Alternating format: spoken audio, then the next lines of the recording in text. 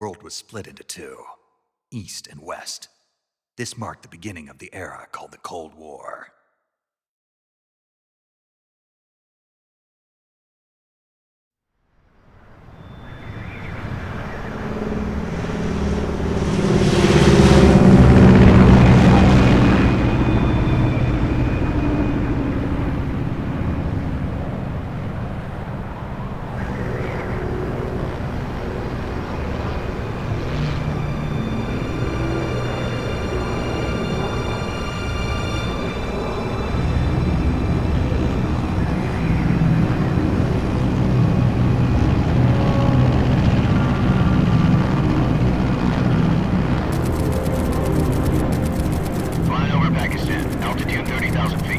Approaching Soviet airspace. 20 minutes to drop off. Commencing internal depressurization. Equipment check. Arm main parachute. All right. You ready to go? Drop zone still showing a high pressure mass. Cav okay. Good. We've got high visibility.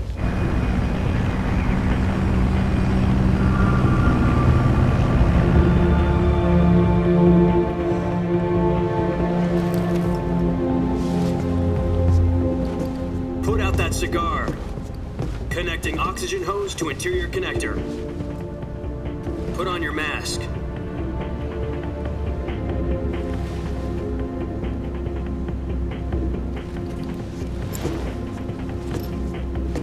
Does this panty waste know what he's doing? Approaching release point. 10 minutes to drop off. Hey, are you deaf? He said put out the cigar and put on your mask.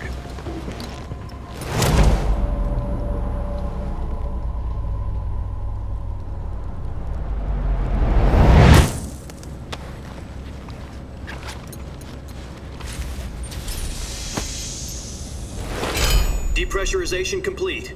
Checking oxygen supply. 6 minutes to drop off. Opening rear hatch.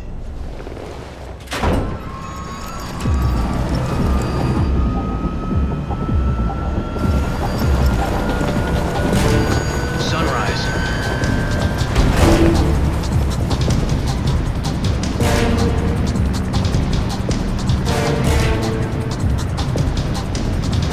External temperature minus 46 degrees Celsius. 2 minutes to drop off. Stand up. You'll be falling at 130 miles per hour. Try not to get frostbite from the wind chill. 1 minute to drop off. Move to the rear. Activate the alarm bottle. This is one for the history books. The world's first halo jump. 10 seconds to drop off. Stand by. Status okay. All green. Prepare for drop-off. Countdown. 5, 4, 3, 2, 1. Spread your wings And fly. God be with you.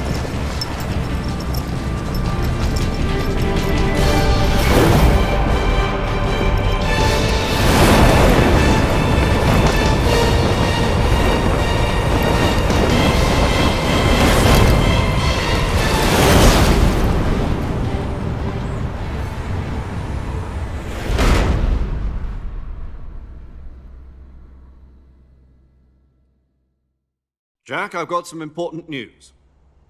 The head of the CIA has finally given us the green light for the virtuous mission. Virtual mission? No, the virtuous mission. The future of our Fox unit depends on it. If it succeeds, we'll be officially organized into a unit. Virtuous mission? Sounds like some kind of initiation ritual. You know, don't get cocky. This isn't a training op. Right. So what exactly is this wonderful mission?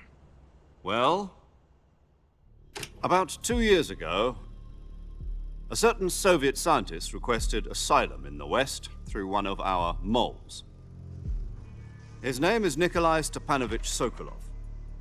He's head of the OKB 754 Design Bureau, one of the Soviets' top-secret weapon research facilities, and the East's foremost expert on weapons development. Sokolov? Isn't he that famous rocket scientist? The very same. On April the 12th, 1961, the Soviets achieved the first manned spaceflight in history. The Earth was blue, but there was no God. Well spoken. The rocket that carried Yuri Gagarin to orbit was the A-1, known as the Vostok rocket. Sokolov is said to be the man most responsible for the multi-engine cluster used in that rocket. After Gagarin's flight, Sokolov left rocket development to become the head of the newly established Design Bureau. From a lowly technician to head of a design bureau, that's quite a success story, so why do you want to defect? It seems he'd become afraid of his own creations. Afraid? Call it a crisis of conscience. And for that, he left his country and his family behind and went over the fence? Not exactly. One of his conditions was that his family was also to be taken safely to the west. We used a mole to get the family out first and succeeded in sneaking Sokolov over the Berlin Wall shortly afterwards. I was the one who conducted the operation. The security on the eastern side was still full of holes back then. Then what? We got Sokolov over in one piece, but the whole ordeal had left him exhausted, and we checked him into a hospital in West Berlin. It took him 2 weeks and more than 600 miles to get from the research facility in the Soviet Union to Berlin. He was in no condition to say anything coherent. And it was only a week later that we had something much bigger on our hands. The Cuban Missile Crisis. October the 16th, 1962, President Kennedy received word that the Soviets were in the process of deploying intermediate-range ballistic missiles in Cuba. The President demanded that the Soviets dismantle and remove the missiles. At the same time, he announced a naval blockade to prevent further missile shipments from reaching Cuba. But the Soviets didn't back down, instead placing their armed forces on secondary alert. Soviet transport ships carrying missiles continued on course towards Cuba. US and Soviet forces went on alert for an all-out nuclear war. Frantic negotiations were conducted through the UN's Emergency Security Council and unofficial channels to end the hair-trigger standoff. Finally, on October the 28th, the Soviet Union agreed to remove its missiles from Cuba, and so the world avoided a nuclear holocaust. But in order to get the Soviets to pull their missiles out, we had to make a deal. You mean the one where the US agreed to remove its IRBMs from Turkey? No. The Jupiter IRBMs deployed in Turkey were obsolete, and we were going to get rid of them anyway. They had no strategic value whatsoever to either the US or the Russians. The Turkey deal was a ruse, a cover story that was fed to the other intelligence agencies around the world. So what did the Russians really want? Sokolov. They wanted us to return Sokolov. You mean the Soviets pulled out of Cuba just to get their hands on Sokolov? That's right. What the hell was he working on? At the time, we had no idea. We were running out of time. It was either give up Sokolov or risk full-scale nuclear war. In the end, we had no choice. President Kennedy gave in to Khrushchev's demand. The next day, I got Sokolov out of the hospital, handing him over to agents on the eastern side. Sokolov kept on screaming, "Save me," until he disappeared from my sight. Then a month ago, we received some new information from one of our moles. About Sokolov? Yes. He was taken back to the research facility and forced to continue working on the weapon in question under KGB supervision. What's more, it's on the verge of completion. So what kind of weapon is it? Something to do with space rockets? No, missiles. Same technology. I guess you're right. We don't know the details, but it appears to be a new kind of nuclear device. For half a year now, the Soviets have been conducting frequent nuclear tests at Semipalatinsk. Something to do with the weapon, I assume. We're talking about a secret weapon so big that Khrushchev was ready to pull out of Cuba to get it back. Is Sokolov still in the facility? No. According to our intelligence, he's in Selinoyarsk, a place in the mountains about 3 miles to the west that's known as the Virgin Cliffs. The Virgin Cliffs. Nice name for a virtuous mission. They moved him there just recently. Why? Apparently, they're conducting a field test of the weapon, but it's our best chance to get him back. This mission would never have been possible if he was still in the research facility. This is our last chance. Sokolov must have known that too when he contacted us.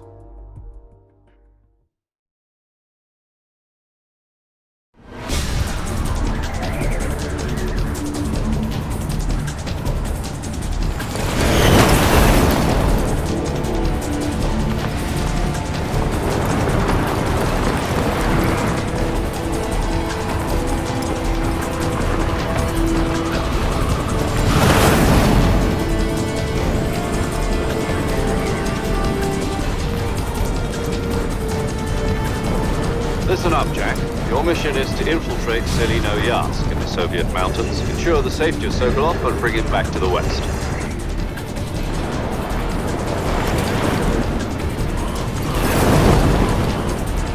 If we don't get Sokolov back before that weapon is complete, we'll be facing a major crisis. The clock is ticking.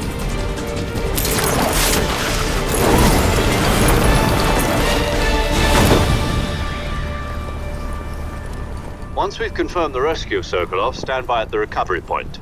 A recovery balloon will be dropped at that point. Helium will be pumped into the balloon to inflate it. The process takes about 20 minutes. Once it's complete, the gunship's arm will latch onto the balloon and pull it up. The Fulton surface-to-air recovery system. I'm familiar with the theory. Take it easy. It's been combat-proven. Do you think Sokolov is up to it? The shock will be less than during a parachute jump, and the arm can handle up to 500 pounds. So you're planning on going over the border in a single combat Talon?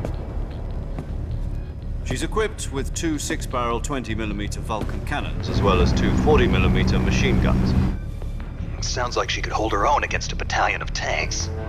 Even with the fuel in the reserve tank, we're facing a 4-hour time limit. If all goes well, it shouldn't take more than a few hours.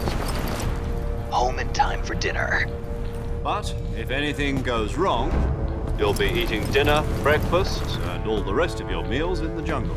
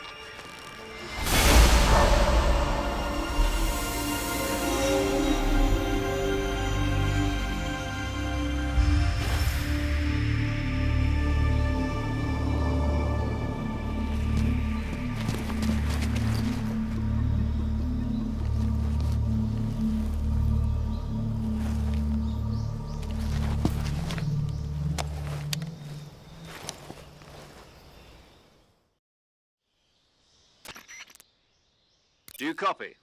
You're already in enemy territory, and somebody might be listening in. From here on out, we'll be using code names to refer to each other. Your code name for this mission will be Naked Snake. I'll be referring to you as Snake from now on. You're not to mention your real name. Snake? What, you don't like snakes? What do you mean? Well, you've eaten one before, haven't you? In survival training. I'm glad to hear that. I don't know if I'd ever order one in a restaurant, but... Be careful, you might not have a choice. What about you, Major? What should I call you? Let's see. I'll be Tom. Call me Major Tom. This will be a sneaking mission. You must not be seen by the enemy. You must leave no trace of your presence. Is that clear? This kind of infiltration is the Fox unit's speciality. In other words, weapons and equipment are procured on site. That goes for food as well. You're completely naked, just as your name implies. Great. Now I see why you asked me if I like snakes. I suppose calling me Snake was your idea of a joke, too. No. There's a good reason for that. I'll tell you later when the time is right. Gotcha. Getting back to the subject, how exactly am I supposed to feed myself? You've been issued a knife and a tranquilizer gun. Use them to hunt for food. You'll also find some medical supplies in your backpack. Yeah, about the backpack. I lost it in a tree on the way down. I see. Well, you'd better go back and get it then. You know where it is? No problem. I can see it from here. It's stuck on a branch. To climb a tree, stand in front of a tree that's covered in ivy and press the action button. I'll be monitoring your progress over the... My frequency is, if you need to talk to me... Okay, Snake.